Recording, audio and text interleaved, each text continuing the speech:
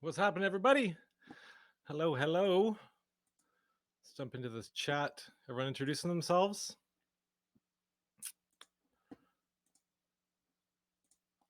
Who do we got joining us? We got some field trip action happening. I know who organized that field trip, Sheila. Oh, I gotta scroll all the way up. Holy moly! Lots of people in here. Hey, Kamal, Mark, what's happening? Yes, and I don't believe you. I know you said you're in Vancouver. My sister lives in Burnaby, and yeah, it's always raining. She always makes us jealous though, because it's always like the ocean and then mountains, and we don't get that here in Gatineau, Ottawa area. If everyone can hear me, just give a little thumbs up or a yippee in the chat. Yep, sweet. Hey Sheila and the Uvaro team. What up, Uvaro? Is there a Uvaro sign? Is it like you? Up, Uvaro? If you don't have one, you got to get one. Who else we got? Kamal. Is it Kamal or Kamal? Naomi's from Scarborough. What's happening? I used to live downtown Toronto in the Distillery District, not too far away. Played football when I was a kid. We played for Burlington, and we actually played against Scarborough Thunder. They're a huge rivalry of ours. But as actually, I like my best memory. One of my best memories of Scarborough is first time eating meat patties, Jamaican patties at the football field. I was like, first time I've ever had that. We didn't have that growing up in Waterdown, but those are my go-to snacks. I was really looking forward to it.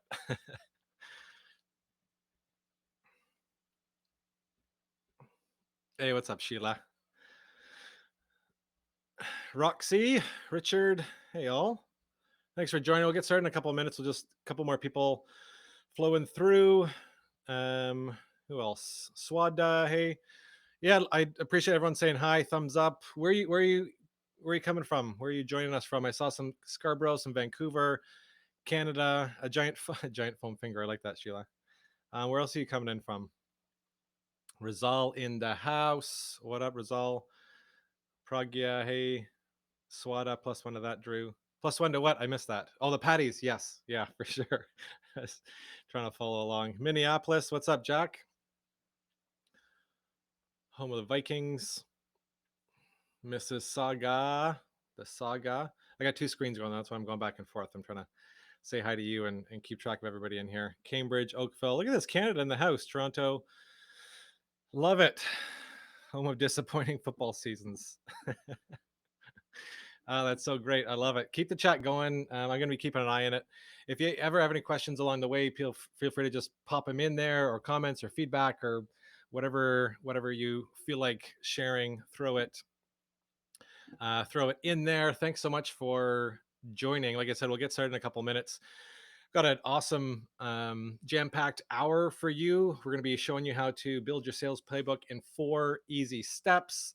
These are the 4 steps that I've been working with my clients on for the past I've been kind of working on this for a bunch of years, but really honing it in the past year or so with a bunch of different clients. So whether you are a sales rep, which I'm sure some of you are, whether you're a founder, a sales leader, it's all applicable to you to help build and scale a sales team. So if you're a proactive sales rep, then awesome. Thanks for joining. If you're a founder, sales leader, thanks for joining. This is really going to set the foundation for your future sales teams. Yes, Mark, it is recorded and sent out. Rizzle, Pineapple Jack. I don't know what that means, but must be some sort of inside joke. I don't know if it's a saga thing or not. But yeah, everything here is going to be recorded. I'm going to have some worksheets I'm going to send out after. There's going to be some templates. So basically everything you have to build a sales playbook, and you'll get the recordings after. Absolutely. The whole idea is to be able to sit here, take some notes, absorb it all in, and then take it away, build your sales playbook, and you can do it yourself. And I got a secret special offer at the end if you want to take your sales playbook building to the next level. So, good absorbing, Naomi. I like it. Oh, pineapple. Pineapple is a sign of hospitality and welcoming. I like that. It's also an awesome topping on pizza, but let's not get into that because I feel like that's a whole nother webinar and it's going to blow up the chat. I'll see. There we go. The one thing you can't say on webinars is pineapple on pizza. People are either going to leave or they're going to stick around, or they're just going to start throwing darts at me. Here, let me share my screen and we can start jumping through some of this content.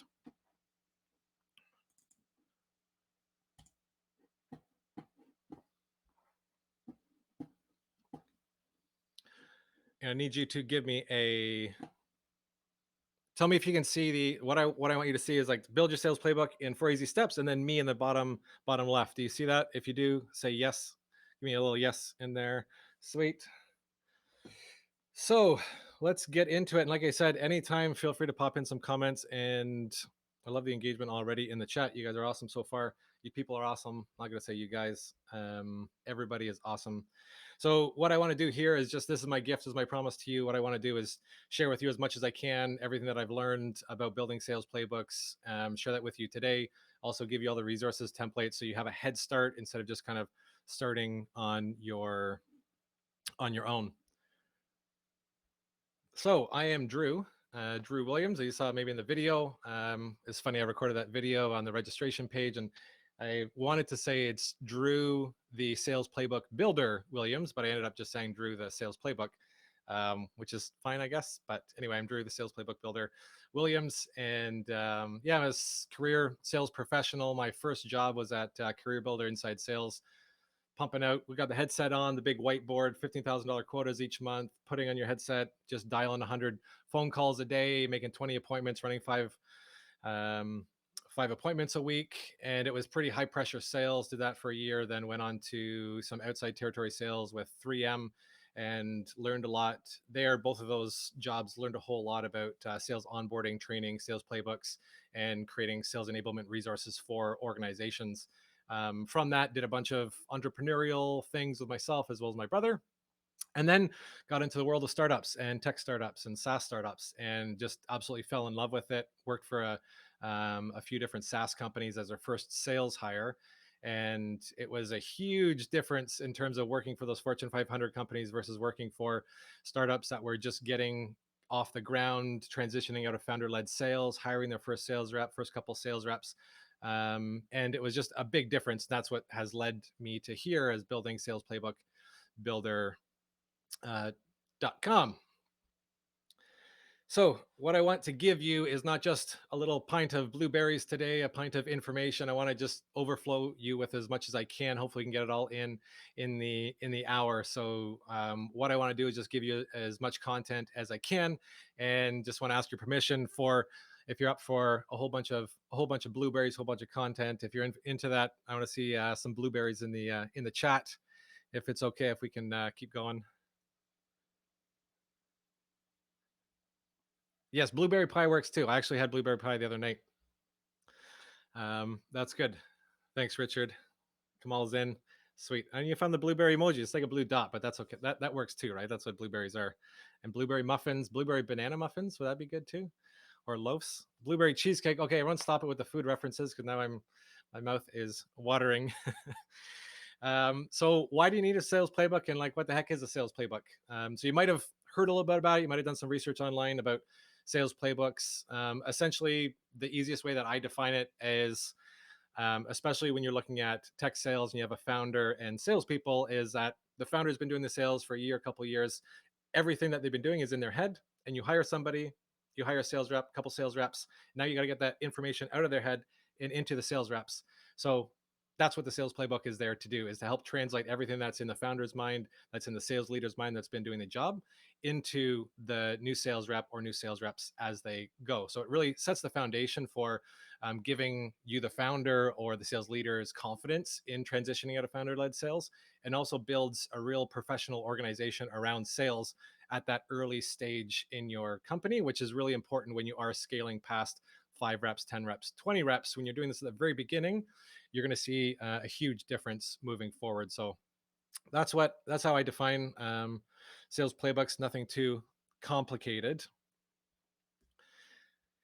So when I started at a couple of the companies that I was working at, I was basically given no playbook. I had a couple, I don't know, emails and a couple onboarding things that I did, but the SaaS companies that I worked at had a few elements of the sales playbook, but nothing was actually formalized in there. So I basically was hired. I was given a blank page. There was no real direction. It was, okay, here's our website. here's a slide deck, here's maybe one recording of a demo call, like go crazy.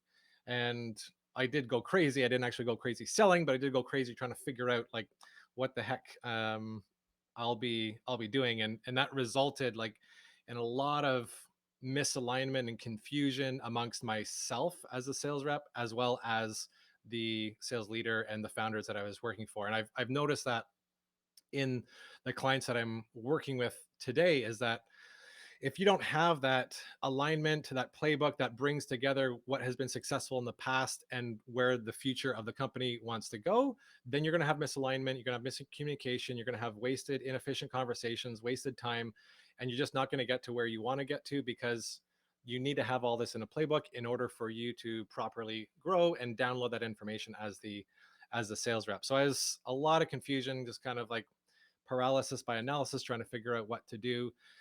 And so that made me realize that I must not be the only person out there experiencing that. There's thousands of startups, thousands of SaaS companies that are starting up, thousands of founders and sales reps out there that probably are feeling the exact same way that I am. So what I became passionate about is becoming an advocate for two main people. One is the sales reps who are entering into these SaaS companies and these early stage startups, advocating for professionalism for them, advocating for support and enablement resources to help them become successful.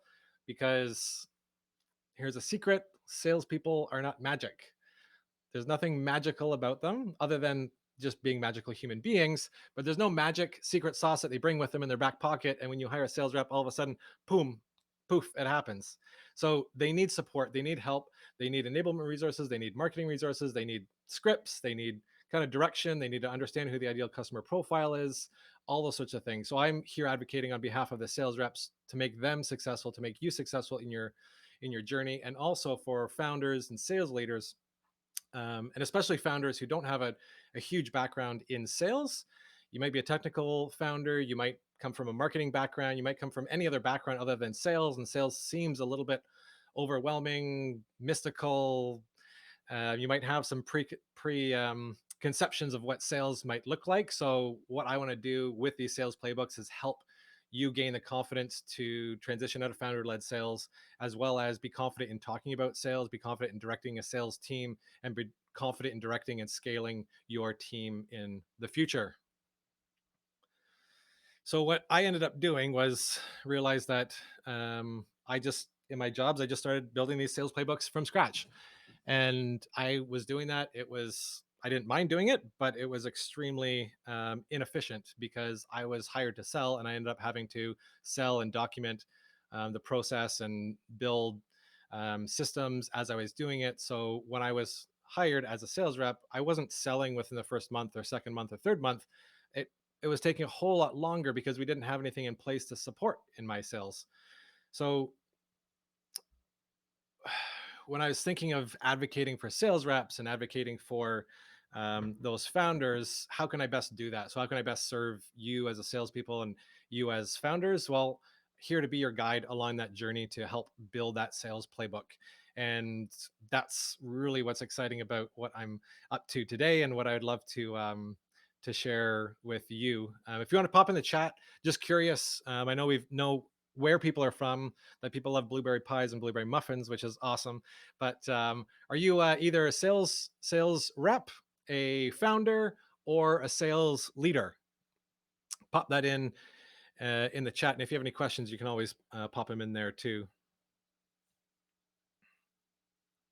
So Rizal, is that Rizal? Rizal? That's a great question. The question was: sounds like playbooks are being used in every other industry under different names, SOPs, job aids in restaurants. Yeah, so like playbooks could be interchangeable with SOP, standard operating procedures, manuals.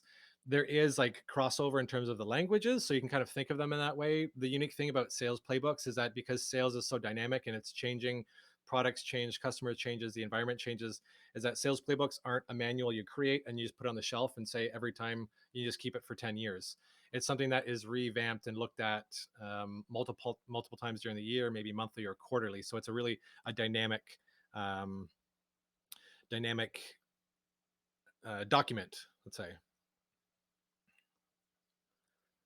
Cool. Yeah, some first outbound sales rep. Awesome, Mark. Yeah, building the sales playbook from scratch. Can imagine it's probably a lot of heavy lifting right now. Swiss Army knife type of human being, Richard Roy. Love it. I feel like any entrepreneurs, founders, you kind of have to be a Swiss Army knife person type of person. Awesome. Some salespeople. Roxy plumbing fixture sales. Sweet. Kamal, multifaceted, a leader, but to be like water is the ultimate goal. What do you mean, Jack? To be like water. Harpreet, just at Uvaro, awesome. You're gonna love Uvaro. It's an amazing program. You're gonna get jobs, no problem. Um, IT project manager, awesome. So it's great, good cross section of everybody here. Let's keep it moving. So what we're here to talk about are the four steps of building a sales playbook. So we got audit, align, assemble, accelerate, and at the heart of that is your ideal customer profile. Before we dissect those four pieces, we got to really look at the sales process and look at it from prospecting all the way to closing, because we can't really audit what we have unless we know what we do have. So let's have a look at what that sales process might look like and how you can map that out to be really effective in order to build your sales playbook. So at the beginning, I show that slide of just sitting at a desk or like the empty playbook. And when you think of your sales process from start to finish, from prospecting to discovery to demo, handing it off to CS, and then finally close one, close lost. Hopefully they're all closed one, and then handing it off to the customer service team. If you don't have that process, if you don't have that kind of visualized and mapped out as a sales rep, you're kind of frozen. You're not sure what the next step is. And I remember actually in one of my first jobs, I was we didn't have a sales playbook, and I remember I was doing some prospecting. We had the CRM was all built up, so I'm going through the process, and I made a phone call, did a little discovery and demo on the call, and they were like, "Oh yeah, I'd love to sign up," and I was like, "Sweet." And I was sitting in a shared office space in Toronto. The founder was sitting right beside me. And so I was like, okay, well, I guess I'll call you back, because I had no idea what the next step was in terms of closing. So I hung up and then turned to the founder and said, okay, well, like, how do we close them? Like, what's the next step? And so literally you just are frozen in time, and you don't want to have that experience, because obviously you're slowing down the sales process and not getting to the sale, which is where you want to get to. Luckily they did close and they answered my phone call back, but I might not be so lucky, or somebody else might not be so lucky in the future. So what you really want to see is, like, as a sales rep and as a founder creating this sales process and mapping it out, then you see kind of a more fluid, fast-paced movement from a sales rep's perspective, because you're getting them from prospecting to closing faster, because they're anticipating, they're seeing the next step, and they're able to move prospects along that journey. So first thing that we do, and so in this exercise, you're going to get these worksheets as part of the follow up and part of the recording. So a great exercise to start right away. So whether you're a sales rep or you're a founder looking to build out that sales team, the first thing you want to do is take whatever sales process you have.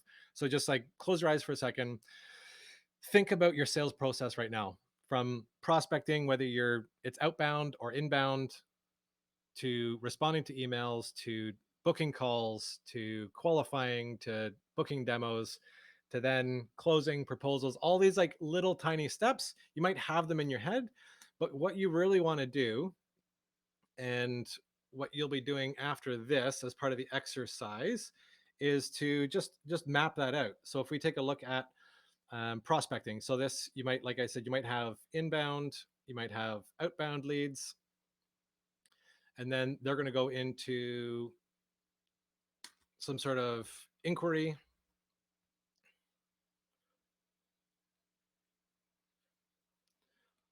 which then lead into, let's say, a discovery call,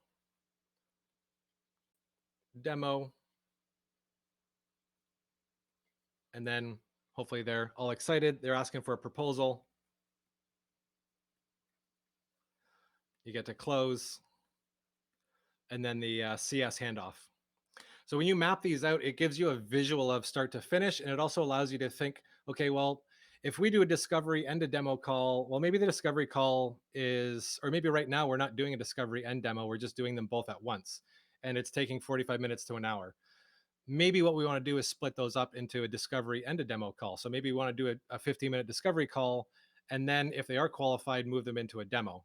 So this gives you an opportunity to see your sales process from start to finish and also kind of dissect what is working and what is not working. And again, this gets you onto the same page so that you're not in the situation that I was where, okay, I did the demo, but then I didn't know what the next step was. So I ended up having to hang up the phone and then call the prospect back. You don't want your reps doing that. You want to be able to take what's in your head or in another learning management system somewhere and get that documented into a proper process. Next step is, so now we went through the process. The next step that you want to do is take a look at your sales enablement resources that are going to align with those different steps. So I'm going to scroll back up to this slide here. So in this section, what you want to do is think about what enablement resources do you need to provide your sales reps, or you as a sales rep, what do you want to have at each of these different stages? So let's say if we're looking at this inquiry piece, right? So inquiry, all I mean is just there's an email that came in, someone's interested, a prospect is interested in in the product. So in this case, you might want to have let's say, email templates built in.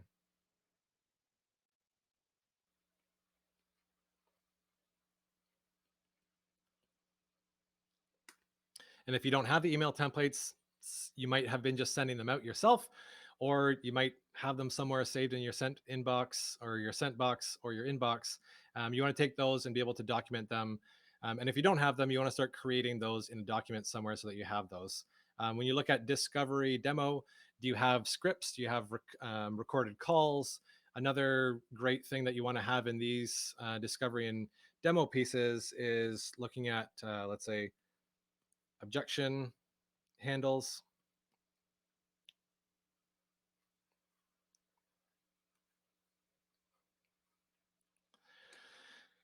So really two steps, right? We've mapped out the sales process. Now we're looking at what resources can we provide our sales team in order for them to be successful, in order for them to reply, in order for them to do their job properly and effectively so that they're moving the sale from inquiry to discovery to demo to proposal. So once you've looked at the sales process, you've looked at your sales enablement resources, the next step, what you want to look at when you're building out this sales process is looking at the KPIs. So key performance indicators, metrics, whatever you want to call them, so that you can add these to your sales playbook. So we're going to go back up to this one again. So for prospecting, you might want to be looking at, let's say,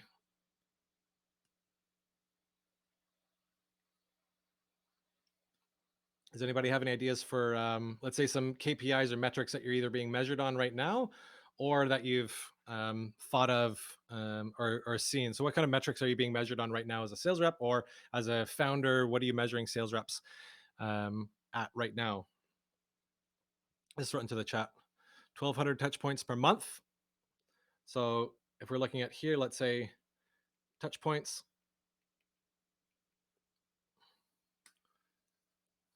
outreaches turn into connections. So, another one, this is kind of like, let's say, conversions.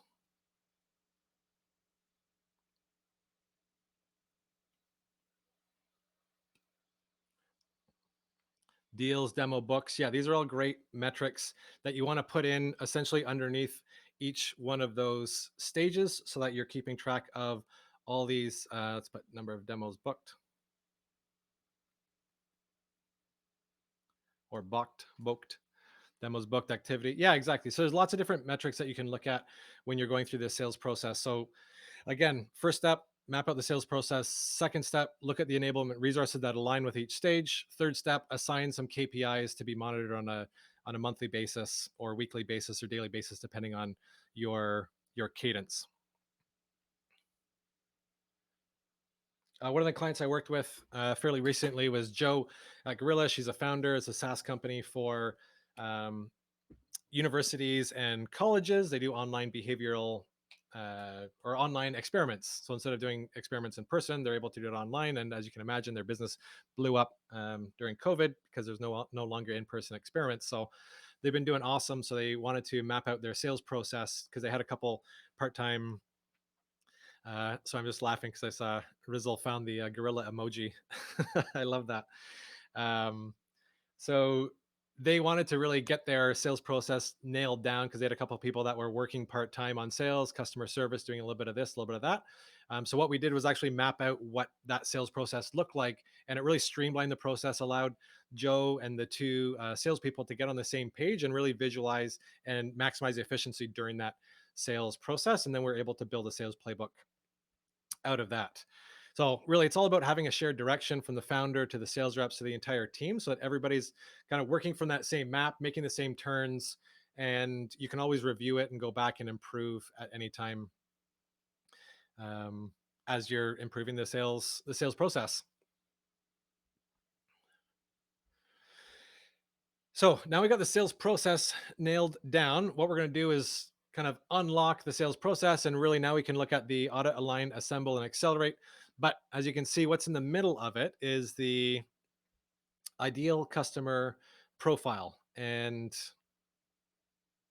if you love your customers, then can you put a little heart emoji in the chat? I want to see that. Because like at the end of the day, customers, they're the heart of your sales playbook. They're also the heart of your business. They're also the people who you want to be listening to on a daily basis. They're the ones that you want to really understand deeply and create empathy with, because the more you can get in their heads, the better you understand them, the better you can serve them, but the better you can anticipate their needs. I love how everyone has different heart emojis. I mean, there's a couple there. Um, that's so fun. Yes, your favorite, eh, Naomi? I like those. Richard, you got one. You caught with the emoji heart eyes. So when we think of ideal customer profiles,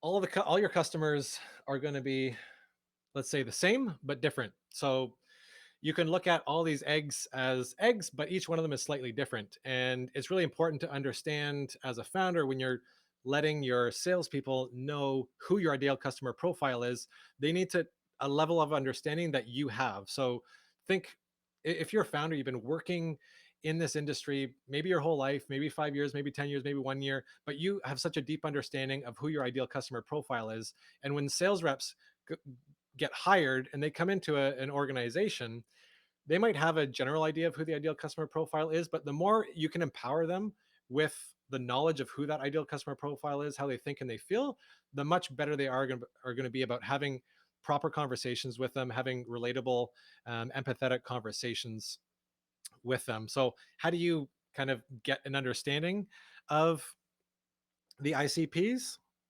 Sorry, Harpreet. Yeah, so ICP, ideal customer profile. So user persona. Yeah, Harpreet asked, is ICP similar to user persona? There's lots of different names for it. You can call it, yeah, ideal customer profile, user persona, buyer persona. Just kind of like it's jargon. So whatever you use internally, use it. I'm using ideal customer profile as a general overview. We go into the worksheet, it'll kind of make sense a little bit more. But yeah, you can interplay some of those different terms. So how do you get into the shoes of your ideal customer profile of people that you are serving on a daily basis as a founder, as a sales rep? It's really getting deep and having a deep understanding of who they are, getting in their heads, jumping in their shoes, understanding what they do on a daily basis, how they think, act, and feel. And again, I keep using this word empathy, but it's really is important to be able to connect in a really deep way with your customers, because you're always able to stay one step ahead of them. So I like to think of ideal customers, ideal customer profile. I think what you see a lot in terms of ideal customer profile is, I think of it as an iceberg. So you have this like tip of the iceberg, and the tip of the iceberg, typically what you're seeing is, let's say, industry, geography, and maybe, let's say, industry, geography, maybe size of company. that sort of thing.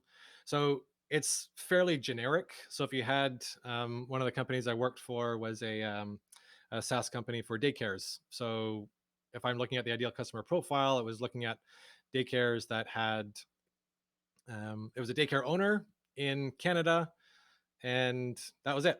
That was kind of the ideal customer profile. So that's fine. But when you think of like digging deeper, imagine knowing not just the size of an industry, but you start thinking of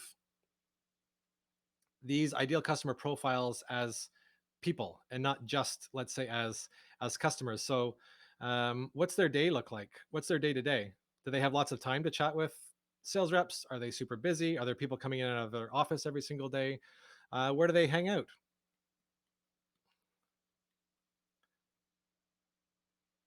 I'm not advocating going and hanging out where they're hanging out all the time if it was a corner Starbucks or something like that, but thinking of conferences, online forums, different places where they are, so that you can get a better understanding of who they are.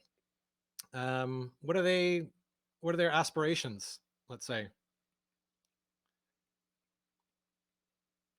where do they want to get to? Where do they want to grow? If you're selling to a VP of sales, do they eventually want to be president? If you're selling to a business analytics person, do they want to be head of their department? Do they want to open their own business analytics? Are these the type of ideal customer profiles that you're looking to go to? So I encourage you to think of your ideal customer profile beyond just kind of the tip of the iceberg and looking at um, something a little bit deeper.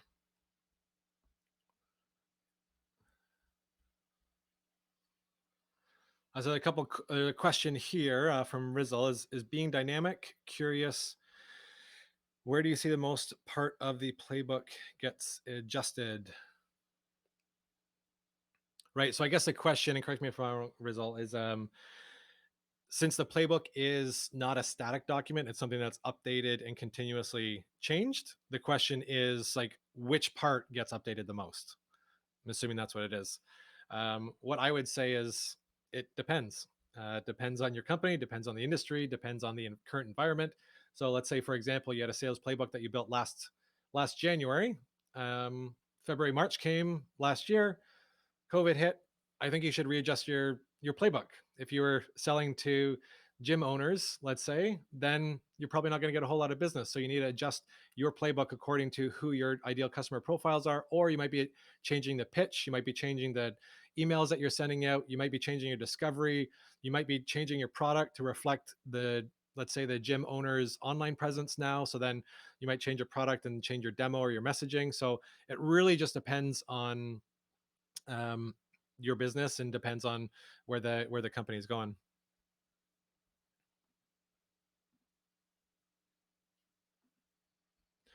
So when we're looking at building out the ideal customer profile, so there's another template that you'll get. This is the ideal customer profile builder.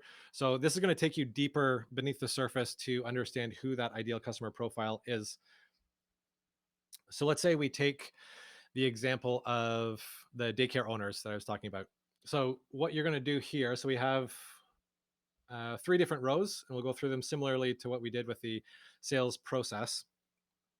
So when we're looking at building out an ideal customer profile, that's a lot deeper than surface level. So target organization. So this is something that we're looking at fairly general. And so target organization, let's say daycare or daycane. Target person. So this is kind of when you're getting into the, like, let's say buyer persona or target persona, ideal customer person, whatever you want to call it. So the in this case, the target person is going to be we want to target somebody who is actual buyer. So the director or the manager or ideally the owner of the daycare, depending on the size of them. And then we think of what's a day in their life. So now you can think of, and if you don't know, ask the founder if you're going through this, or if you are the founder, really close your eyes and think about what is a day in the life of a director of a daycare like. Because when you're calling them up or you're emailing them, you're part of that day. So how are you going to stand out? How are you going to empathize with them? How are you going to communicate them during their day? So if you're a director or manager of a daycare, it's pretty busy. It's pretty chaotic. There's a lot going on. So it's chaotic, It is busy. They probably don't have very much time to chat. Naomi said they're probably in need of coffee. Absolutely right. I have a 2 year old. Well, he's turning 2 in a couple of weeks over Easter weekend. So we're gonna have a balloon party. He's really asking for a balloon party. But really exciting. So yeah, I can relate to that. We definitely need some coffee during the day when he's home on the weekends. And then we move on to current environment. So how's this current environment affecting daycares? So in our case, our SaaS product was connecting the teachers and the daycares with families at home, because 2 year olds and 3 year olds don't come home from daycare and talk to you about what they did during the day.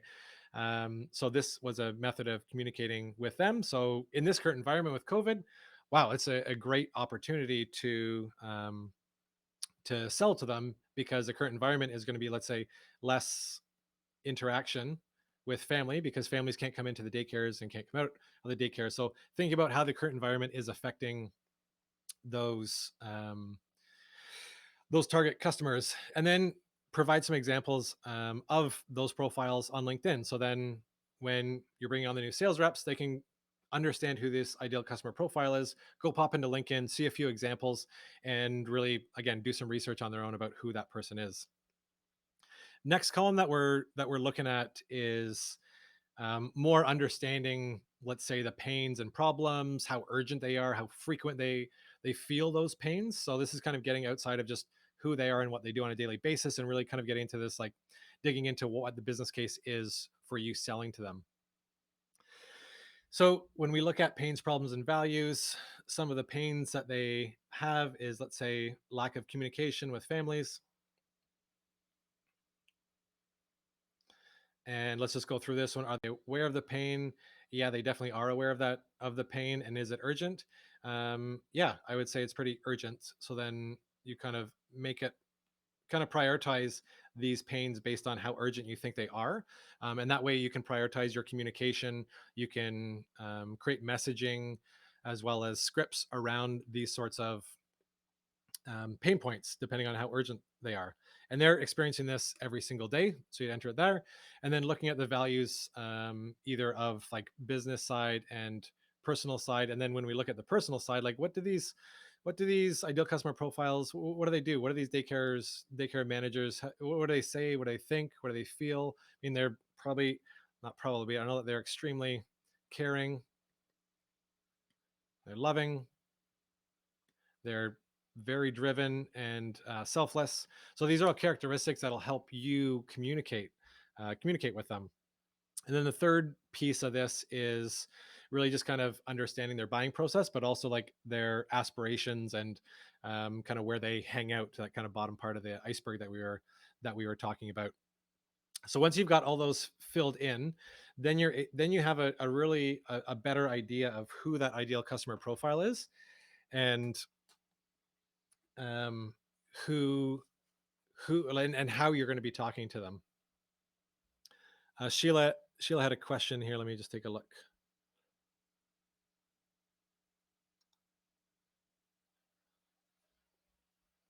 I got to scroll down. Oh, Sheila, I worked at Hi Mama. That was my first job, my first SaaS job. Um, read more. So the question was, with an early stage team working with a product that has a wide range of use cases, is there best advice for focusing a small team on an ICP within one industry versus an ICP with 2 to 3 interesting, and dividing the team's focus? So what I would say in that case, I mean, trying to understand the question is, so if you had a product that's has a many different use cases, how do you kind of nail that down, and do you divide your team up into focusing on the ICPs? I would say, yeah, it depends on your team, depends on how big they are. I'm imagining that we're talking about a fairly smaller team, let's say. And you have to be, just think of it, if you're in an early stage, you have limited resources, limited budget, limited time, limited energy. So anytime you can be as hyper focused and hyper relevant as you can, that's what you should be doing. So I would say that's the answer, is just, if you have a huge use case, I would say let's narrow it down to understanding exactly who that ideal customer profile is, and really get a deep understanding of the customer that we want to sell to today, that is going to be buying our product tomorrow, as opposed to saying, yeah, we'll just send out a million emails to a million different people and hopefully that we'll just get some traction. It's no, find out those, in my case, the daycares that are, let's say, in Canada, the ones that are not just that they have like one or two locations, but they have like, they're forward thinking, they care about communication with parents, they care about technology, they see the value of technology in a daycare.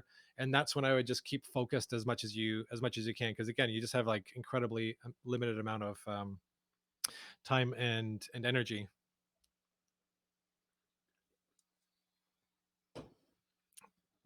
Meenal has a question.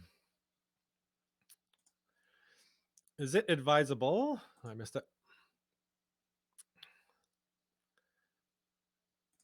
Can you write it again? I think it was. I think it was deleted or something like that. Can you just type your question in again, Meenal, and I'll get to it. Sorry about that. Yeah, just to close out ideal customer profiles. Worked with Ryan at Body Shop Booster. They had a pretty general. They had a SaaS company um, for body shops and collision repair companies to help them drive leads and close in on some estimates. And they had a pretty general ideal customer profile, like a body shop owner in the United States that does over $1 million, which is fine. But at the end of the day, you want to be a lot more targeted because again, you just have limited resources. So we found out that the body shop owners that are a little bit older, that don't care about technology, that don't have any aspirational growth opportunities or aspirations of growth, they weren't the right ideal customer profile. So even though they fit like that top of iceberg, you want to be digging a little bit deeper because you're thinking of qualifying them, because you want to get people on the demo who are going to be buying sooner than later.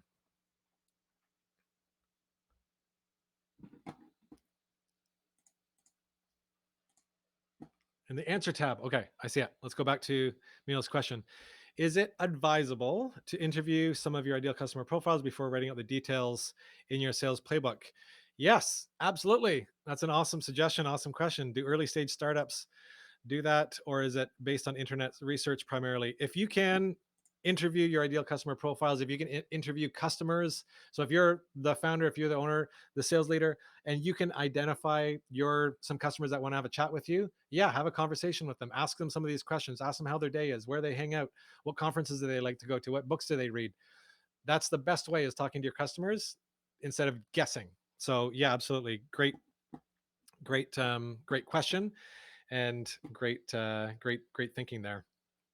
So when you do get the ideal customer profile right, you're going to be leading the way as opposed to following and having your customers um, instead of guessing. So you're going to be able to anticipate their needs, show them the way, as opposed to kind of chasing them and figuring out if it's the right way.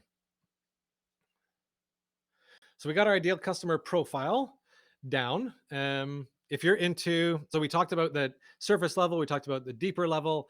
If you think, and if you're like excited as the next step to go from just surface level to deep, we keep talking about empathy. So why don't you just pop in empathy in the chat if you are ready to go into that deeper level of understanding of ideal customer profile. We see some empathy popping in there. Richard, attaboy. Chioma, it's Chioma. Hope it's right. How do you factor in cultural differences when it comes to ICP? I think you just think about it, and again, ask your customers, ask the people who you think are your ideal customer profile, and get to know them. Part of that is like, it's such a great point, is get to understand who they are beyond business, right? What drives them? Why are they in their industry? Anyway, so I feel like you factor it in by considering it first of all and thinking about it, making it a priority to put that in your ideal customer profile, and you do that by doing some research and asking. Kamal with the killer empathy chat, I love it. Rizzle with the wild empathy, I like it too. Okay, let's keep her going. So now we got our ideal customer profile, our favorite person in the whole world, our customer taken care of. Now we can get into audit, align, assemble, and accelerate. So we have our sales process built. We have our ideal customer profile. Now we can begin the process of building our sales playbook. And these are the 4 steps that we're going to be doing. So as I mentioned, my first few jobs, I didn't have a sales playbook. I remember opening up the computer, sitting in a coffee shop, and blank page, kind of just flicking through my phone, trying to figure out, okay, what's next? Do I make a call? Who do I make a call to? Who's our customer? Do I do some research? Do I ask the founder if we have any marketing resources for something? And it was a little bit, yeah, I was just kind of frozen in time. And as a result, I'm not hitting the ground running. I'm not selling right away. And what you want to do as a founder, you don't want to have your sales reps come in and be thinking, asking questions. You want them to be asking questions, but you don't want them to be just sitting there doing nothing and having this paralysis by analysis. What you want them to be doing is hitting the ground running as soon as they get into your shop. So you want them to be selling as soon as possible, like considering a proper onboarding and training program, but you don't want them selling in month 6. You want them selling closer to day 1 as possible. So in order to get them effective and hitting the ground running, that's what the sales playbook is able to do for the sales reps and sales teams. So when we look at audit, so again, this is another worksheet that you're going to be getting. So first thing you want to do is just take a look at the purpose of your sales playbook. So when we're auditing, what is the purpose of our playbook? Are we documenting our sales process? Are we hiring a new SDR? Are we organizing a couple of people on our team that have been doing sales activities? Do we have a new product offering? Are we going up market or down market? Or is there a new sales motion? So we were on mid market, but now we're looking into enterprise sales. So in our case, we're going to be, let's say, hiring a new SDR. Super exciting. Hiring, it's always fun. So in this case, what you're going to be doing with this worksheet is having a look at some examples. So these are all examples of different elements of a sales playbook. And what you want to do is think about those examples and then bring them over into your sales resources. So what do you have right now in your current, let's say in your Google Drives, in your head, anywhere? So if we have, let's say, email templates, yeah, we have a few of those. Outbound follow-up process, yes, we do a lot of outbound sales. Sending emails, yes, we have protocols on that. Competitive analysis info, yep, let's bring that over. And so you're just going to be basically making a list of those sales resources and enablement pieces. Remember, think back to that sales process that we wrote out. You can always go back to that sales process and look at those enablement resources that you listed that you think are important for each stage of the sale, and check if you have those. So once you identify that you do have these sales resources, now we got to think about where they are. So when we're auditing them, we know that we have, let's say, email templates. That's good. Email templates. So where is it? These are actually in my inbox somewhere. When we look at, let's say, discovery call process, follow up, that's actually in a Google Drive. So once you have taken a look at the examples and some different elements of the playbook, you figure out which ones you have, you identify where they are. That's when you can start organizing your playbook and getting ready for the actual build of it. So what I recommend, you can do this in a couple different. Bye, Kamal. See you later. Thanks for joining. So now the next step is aligning it. So what I recommend, and I'll give you this template at the end as well, is creating a Google folder, call it Sales Playbook. Fairly simple. And then what you want to do is create a few subfolders. So I'm also going to give you this template for building your sales playbook that outlines all the different elements and chapters. So once you have the folder set up, then you want to add in these subfolders that are basically headings or chapters for the different elements. So you have your admin, marketing resources, sales training, demos, discovery calls, communication, that's emails, phone calls, Zoom calls, sales process, and a little bit about us. So again, recap, we're looking at what we need. We've identified what we have. We know where it is. Now we're going to start taking it from where it is and we're going to start organizing it into folders. Once it's into folders, I see your question there, Prog. I'll get it to in just a second. So once they're in folders, which is the assemble piece, now, like I mentioned before, I'm going to give you that template. So it's an outline basically that has, I think there's about 40 or 50 different elements of a sales playbook. So you don't have to have every single one. The idea is to give you an idea of what you could have in them. So then you can go back and improve and add as you grow and as you change. So what you do next is once you have all your documents organized into your folders, now it's time to put it together.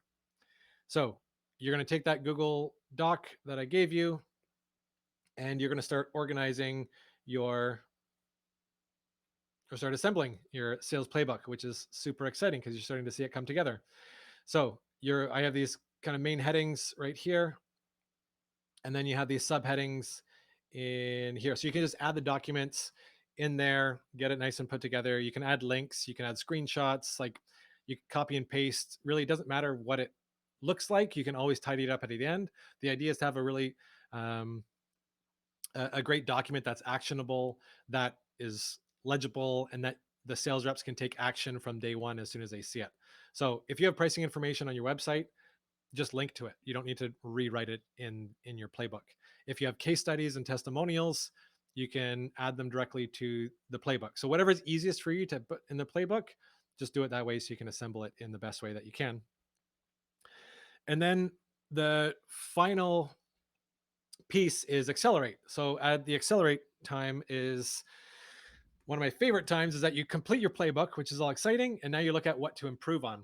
So in that previous example, we identified all the resources that you had from this list here. And so once your playbook is together, now you can take a look at your sales process map, your enablement resources, all the resources that you have, and then think about what you do have and what you don't have, and things that you don't have.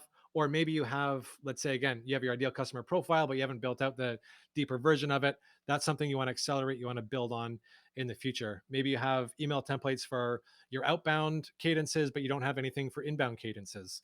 So once you've completed it, then you kind of look at where the holes are, and then you can add those in the future.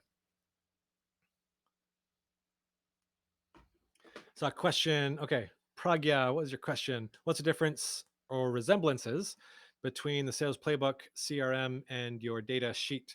What do you mean by data sheet? And then I'll answer the other two. But basically, differences in your sales playbook versus your CRM. I mean, a CRM is a tool for managing that sales process and also housing all the communications and information that you have about your sales reps. You have your reporting and all that great stuff that's in your CRMs, but the CRM doesn't necessarily tell you what to do, or tell you what's the next step in the process, or gives you an idea of who your ideal customer profile is.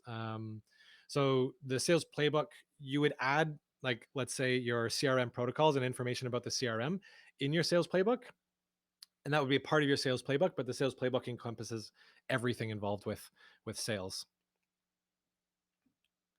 And then, okay, that data sheet that you're referring to is info about your ICP, cadences, and updates. So it sounds like, again, a data sheet, you might grab some of that information. So if you go back to this example, you might have, so ICP, cadences, and updates, you have those resources. Where are they? They're in your data sheet. So then you add that to your sales playbook.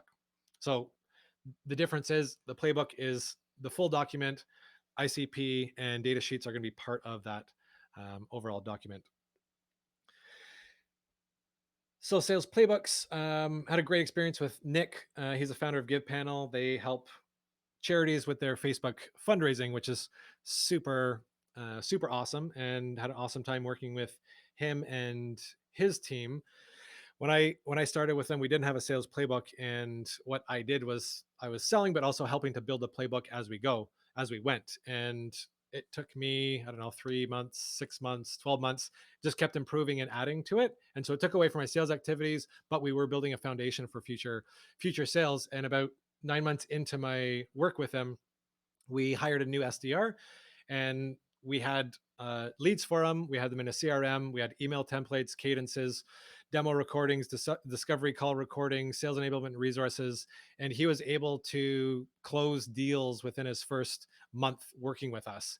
And one of the reasons why he did that, because we set him up for success. We set him up so that he was able to succeed on day one with the sales playbook, with all the enablement resources that we could give him.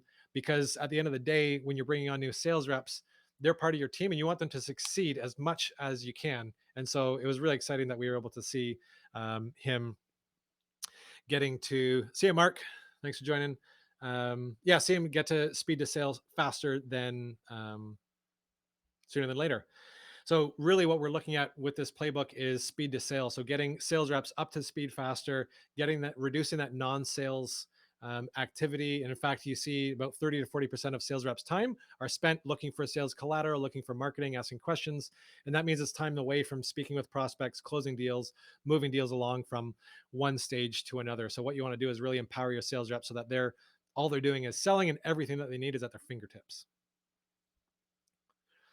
Sweet. So we got our audit, align, assemble, accelerate, ideal customer profile at the heart of it. Let me just take a look if there's any more questions.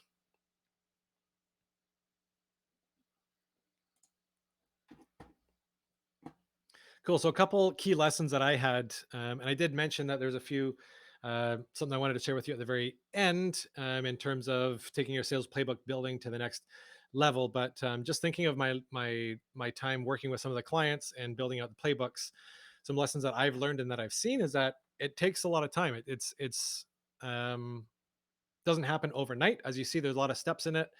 It could take weeks, could take months, could take a year, depending on how much time you're actually spending with it. Because if you're a founder, you have a huge long list of to dos, and there's always fires to be putting out. There's always something that takes priority. So even though it's on the to do list, it might just keep getting bumped and bumped. And if you hand it off to somebody else, or if you're a sales rep doing it, this is again taking time away from your sales activity. So it does take a lot of time in my experience. The other piece is a lot of heavy lifting. So as you see, you might have some documents and some sales enablement resources that are currently built, but you also might have to start building them yourself. And that might take a lot of research. It might take some extra time and some extra work to put those together. So if you weren't used to building out sales cadences or email cadences, then you might have to do a lot of research on it and talk to some people and read some books on it. So there's a lot of heavy lifting involved with putting together this entire sales playbook. But I can definitely tell you that, as my buddy here, it's so worth it because, like I said, I was so proud when I was working at Give Panel when we hired our new SDR, and he was so pumped that he saw the sales playbook. He just felt so empowered and excited, and he was able to start selling right away. So when you have a sales process documented, when you have a nailed down ideal customer profile, and when you're able to build out that sales playbook, it's so worth it because it really just grows your sales. It helps your sales team. It also lays a foundation for future repeatable, scalable sales. So you're probably thinking, okay, let's get her going. We're going to start from scratch. So like I said, you're going to have all the webinar recording. You're going to have all the worksheets. You're going to have the templates that are available. And like I said, it's going to take some time. It's going to take some heavy lifting, but that's some good news. It is kind of step by step by step, but somebody like me who's been there, I've climbed the stairs many times, sitting at the top of the stairs. I know the different steps. I know how to kind of go efficiently from one step to another to another. And myself and my team of technical writers, we're super excited about building sales playbooks. And what we wanted to offer everybody in the audience who wants to build their webinar or build their sales playbook sooner than later, this special offer of building your sales playbook in 30 days. So you think of going through the one-on-one calls or the sales mapping, the ideal customer profile, the actual sales playbook building. We have a process that we're able to put it together in 30 days for you. And we've done that with tons of different clients. And not only that, but I'd love to add a few extra things because I think everybody here has been awesome and and appreciate the time that you've been here. So everything, the webinar package that we're giving out, $750 value, you're obviously getting that for free. That's no problem. What I also want to include in this 30-day sales playbook build is a one-on-one process mapping and coaching with myself as well as building out a SDR hiring playbook for you and the team. We have a founders Facebook group with a bunch of like-minded founders that are looking to grow and scale their sales teams, that are focused on founder-led sales, and small teams, let's say 1, 2, 3 sales reps that are either full-time or part-time. Again, we get this build for you, work with technical writers to make a nice, awesome sales playbook for you.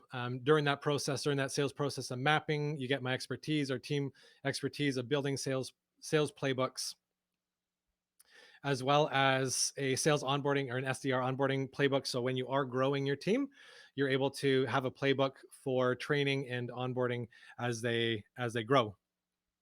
So, I mean, all of this is a pretty big package. Typically, we'd sell it for around $8,600, but everybody here is awesome, and we're not selling for 8,600 bucks. What we want to do is package this all up. So, a sales playbook build plus all these extras for 3,500 bucks. And we have typically what we do is 10 clients each month. We do have a few people that are already on the bus, and we have about, I think there's 5 clients already for next month, so we have spot for 5 more. So if you're interested, there is a offer. You can see it in the chat there. You could say it says get offer now. If you take a look at it, you click on it, you go through a little type form, and you're able to register and claim your spot for a sales playbook build with myself and my team, including the everything in the webinar today, the SDR hiring playbook, and a bunch of other extras. So jump into that offer if you want to be on our team and join us in our next month of playbook building. And really appreciate everybody here. It was such an awesome time chatting with you all and spending this hour with you, and I really appreciate your time. And I hope to see you building somewhere very soon. Any questions that anybody has? I'll stay on for a few more minutes. I know we're over the hour. Some people have to go to meetings. If you have any questions, still throw them in the chat. We'll stick around to have a look at them. If not, enjoy the day. Have an awesome weekend, and we'll talk to you soon. Bye, everybody.